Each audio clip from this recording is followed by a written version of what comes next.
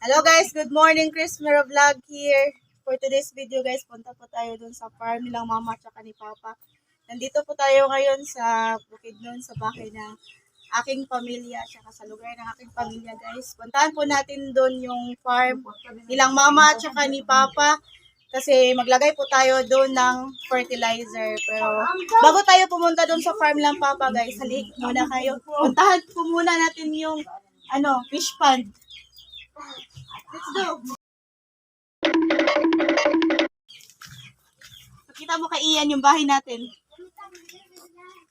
Yan. May mga aso pa namin dito guys. Mama sa amin. Puntahan po natin yung munting fish pond dito sa Bukidnon. Dito lang naman sa likod sa bahay. Pak! Aura! Okay, kompleto po tayo ng ngayon guys kasi masyadong dito sa lugar namin kasi malakas yung ulan. Maputik kasi. So, naglagay tayo ng butas. Tsaka, lagay tayo ng jacket. Tapos, pants. Kasi maraming mga lamok dito. Puntahan natin yung fish pond. Dito. Maraming kuyakas.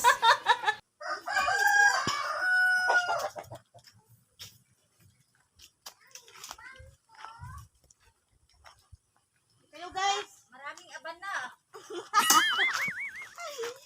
Maraming aban. Tignan nyo guys oh. Maraming kalamansi. Tsaka maraming bayabas dito. Walang hinog. Limon na, yung maliit na baon. Maliit na baon. Dito guys. Nandito na po tayo ngayon sa munting fish pond. Fish pond. Medyo maliliit pa yung mga isda natin dito guys. Yan. May mga pagkain nila. Binigyan sila ng pagkain sa aking pamangkin kaninang umaga. Maliit pa yung mga isda dito. Tilapia guys, yung isda na nilagay dito.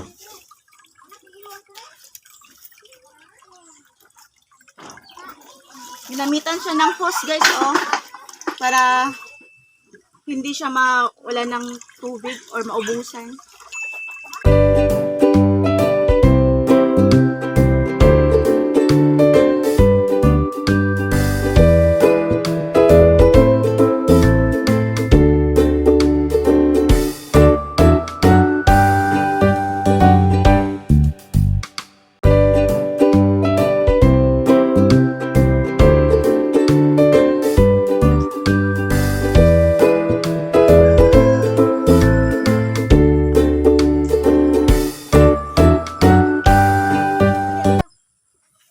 Punta na po tayo dun sa farm nilang mama at ni papa.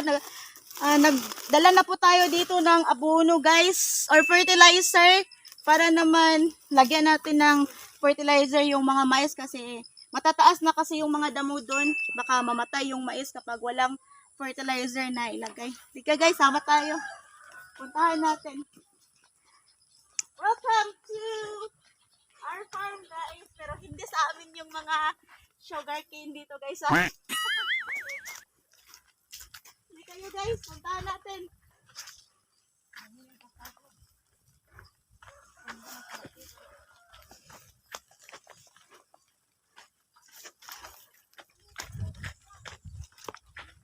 Dito po ang buhay sa Bukidnon guys.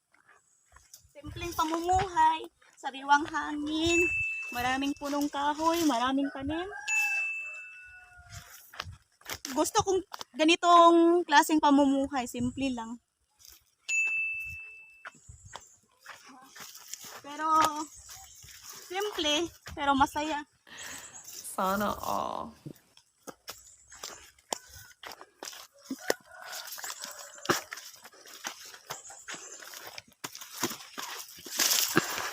Dahan-dahan tayo sa paglalakad guys kasi may maraming tanim na mais dito. Baka maapakan natin. Patay tayo sa may-ari nito. Pag apakan lahat ng mga mais nilang tanim.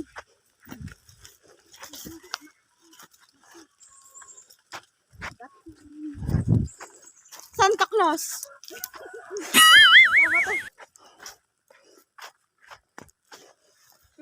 Maraming kasaba dito na tanim guys oh.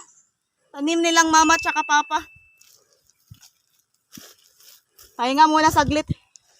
Hinihingal ng mataba guys.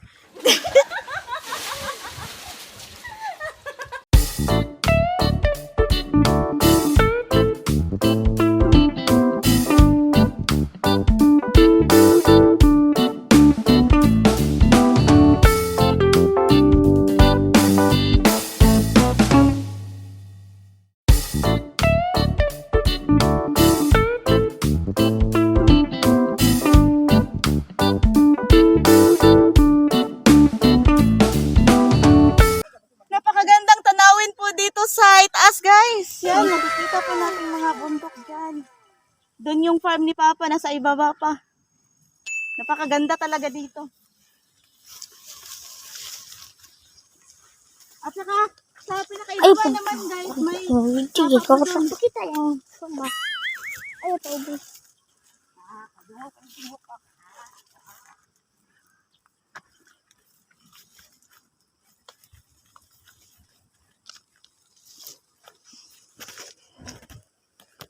dahan-dahan po tayo sa paglalakad guys. Baka maligid. Baka mahulog tayo doon sa baba. Baka maligid si Mira. Napaka lambot ng lupa. Kaya dahan-dahan sa paglalakad. Video dito kayo.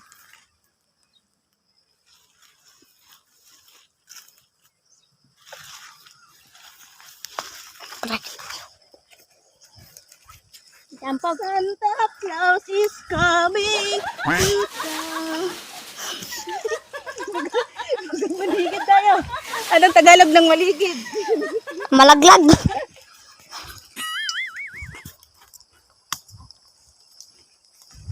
Malaglag. Hindi, matagak. Ano ka? Nilakpan ka. Yan guys, malapit na po tayo makarating Sa masi. farm ng mama sa kapapa. Malagyan na natin ng fertilizer yung mga mais na tanim. Fertilizer.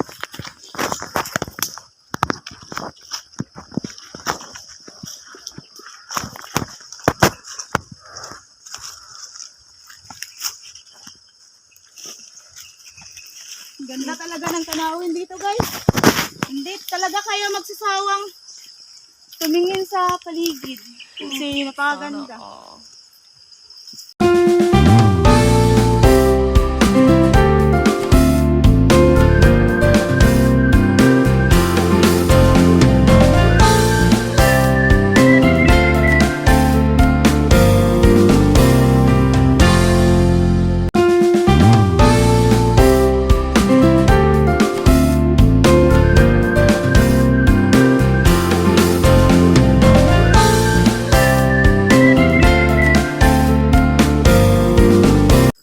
Yan.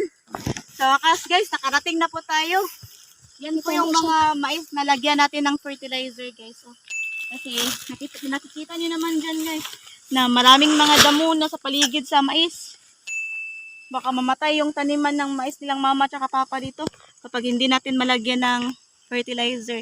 So, kapag may tanim talaga tayo sa bukid guys, ang number one talagang gagawin is maglagay talaga ng fertilizer para naman magiging mataba yung pananim natin na mais, tubo. Para naman yung mga damo sa paligid nila, hindi sila makaano sa taniman natin. Kasi ito talagang damo ang problema sa pananim. Inaagaw kasi nila yung vitamina sa mga pananim guys. Kaya yun, let's go!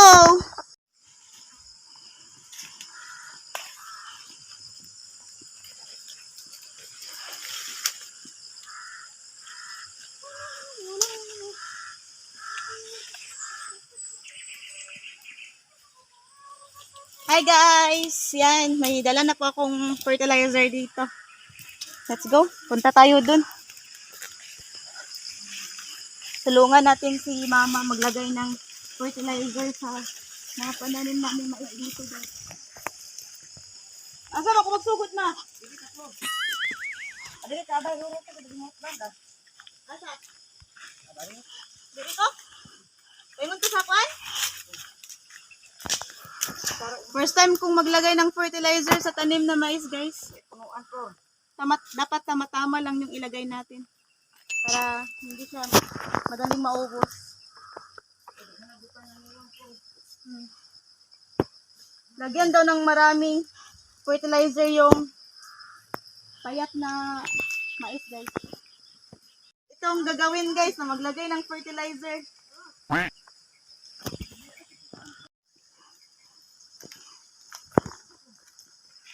Hindi pala madaling magtrabaho dito sa bukid, guys. Oh.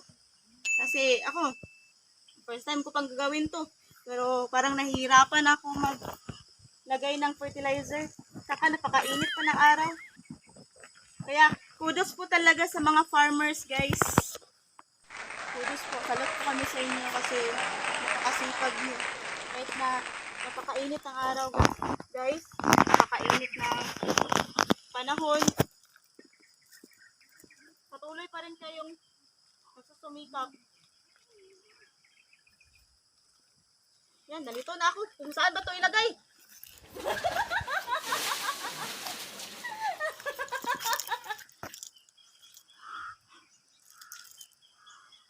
Tingnan niyo sila, guys. Napakalayo na. Habang ako na nandito pa. Bilisan natin ng konti.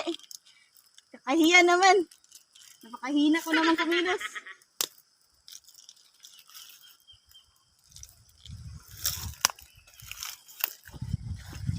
Dapat ang mga payat na mais, dapat daw marami ilagay para tumaba, guys.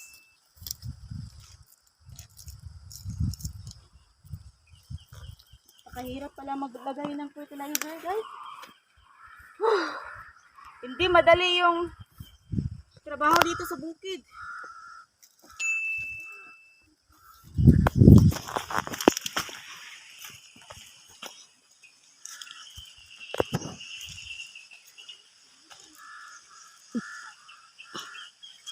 Ah, ito?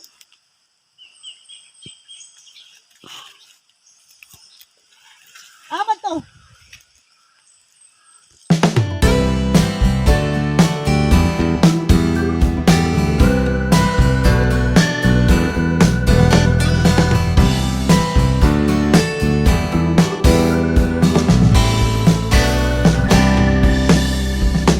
Ngayon pala ako natapos sa isang tudling.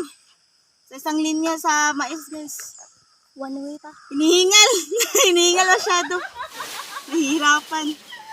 First time ko pa kasi itong ginawa, guys, na maglagay ng fertilizer. Napakahirap palang gawin. Hindi madali. Lalong-lalo na napakainit ng panahon. Napakainit ng araw. Hindi talaga madaling gawin, guys. Ngayon pa lang ako natapos. Lang mama at isang pamangkin ko dito. Rorot. Ang bilis nilang matapos. Habang ako naman, napakabagal kong matapos sa isang tudling. Kaya, thank you so much po sa palaging pagsubaybay sa Chris Mero Vlog.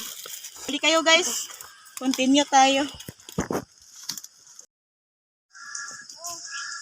Yan, guys. Malapit na po tayo matapos maglagay ng fertilizer. Nagpawisan ako ng maraming pawis. Kunti na lang, guys, oh. Hanggang dyan, sa itaas, guys, na may makita tayong maliliit na mais. Malapit na po tayong matapos. Pero, hinihingal na ako. Hindi talaga madaling maglagay ng fertilizer, guys.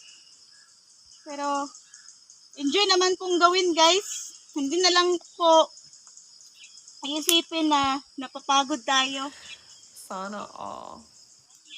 Continue po tayo sa paglalagay ng fertilizer, guys. Kunting kembot na lang at matatapos ang paglalagay ng ating fertilizer sa pananim nating mais. Lagyan ng maraming fertilizer yung payat na mga mais, guys. Ihagis.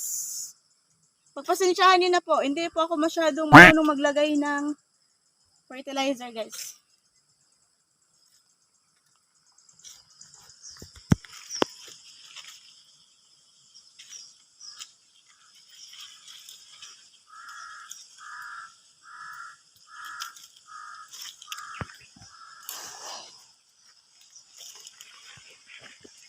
Tansyahin lang po kung gaano karami yung fertilizer na ilagay natin sa tanim.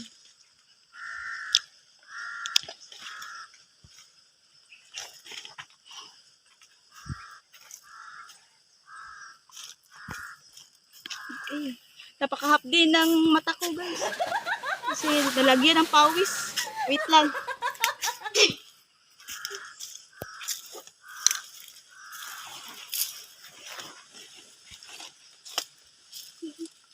Hapdi ng mata ko. Nalagyan ng pawis.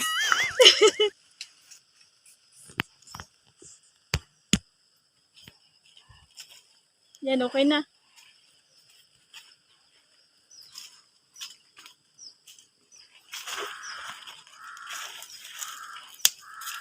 Gamay na lang, Rot. Ang pa naman mo. Okay na? Ito na po ka. Mana naman na ba? Dire sa kati. Asa ko? Dire. Dire? Gamay na lang ba? Dire ka tiyan ko ba? Aman. Kaya de, wala may nabot yan. Ora na. Asa may? Una tika.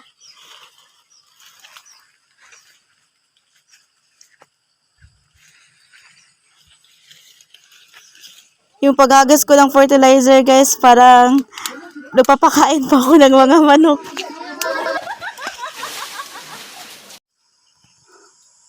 Yun na, guys, tapos na po tayo maglagay ng fertilizer. Tignan niyo pong mga kamay ko, guys. Masyadong maputi dahil sa fertilizer. Si Mama, napaka maraming pawis. At saka yung isang pamangkin ko, guys, napakasipag. Ang bilis niyang maglagay ng fertilizer. Yung mama ko, guys, oh, napakasipag. Napakasipag magtanim. Maglagay ng fertilizer. Kaya, guys, huwag niyo pong ikahiya yung buhay na meron kayo or katayuan sa buhay. Dapat po talagang ipagmalaki yan. Kasi sa simpleng buhay, sa simpleng pamumuhay, guys, dyan po tayo nagsisimula or nag-uumpisa hanggang mag-success.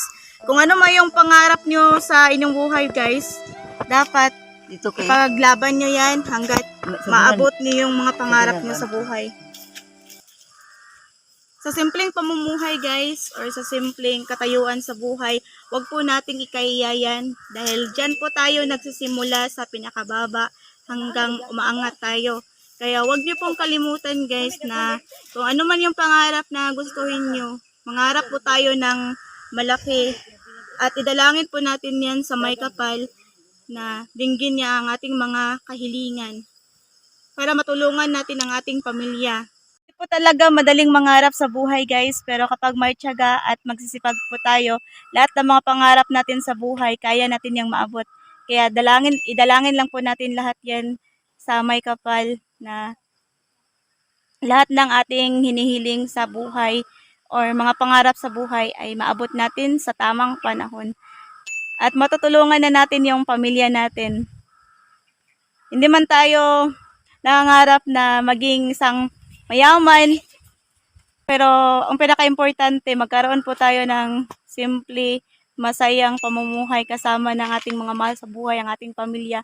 Sapat na po yun. Malaking blessing na po yun na galing sa Diyos. Yan po ang ating ipapasalamat sa Panginoon. Kaya, guys, huwag niyo pong kalimutan po mag-follow, mag-like, at pakishare na din po sa aming video ni Chris. Thank you so much po, guys, sa palaging pagsubaybay sa Chris Mera Vlog. Thank you so much, guys. Shout out nga pala, guys, kay 11 sa ating solid supporter dyan. Thank you so much.